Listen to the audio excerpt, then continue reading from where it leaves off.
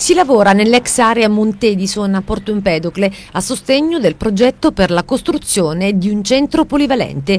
Nel merito delle opere interviene il vicepresidente della provincia, l'empedoclino Paolo Ferrara di Grande Sud.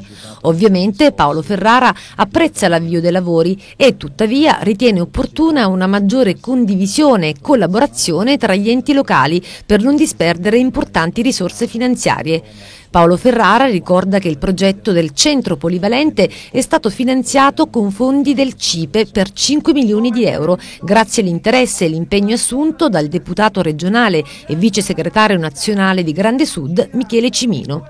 Ancora, tramite Cimino è stato possibile sbloccare il finanziamento per il raddoppio della via Empedocle ad Agrigento con 6 milioni di euro, che però sono stati dirottati adesso ad altre finalità. Due importanti stanziamenti che hanno seguito strade diverse.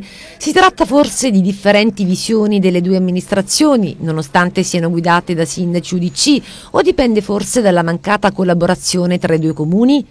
Ecco l'interrogativo che pone Paolo Ferrara, che afferma è pensare che in passato un illustre politico, Giuseppe Sinesio, si batté per unire i due comuni di Agrigento e Porto Empedocle affinché avessero politiche di sviluppo comuni e condivise, questioni che lo stesso Cimino ha sempre ripreso, sostenendo come, se si fosse realizzato ciò, ad Agrigento non ci sarebbero stati abusivismo edilizio né quartieri satellite.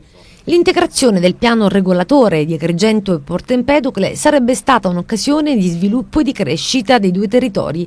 Da qui il mio accorato appello ad una necessaria azione sinergica tra le diverse istituzioni per superare la crisi nella nostra provincia e rilanciare occupazione e sviluppo.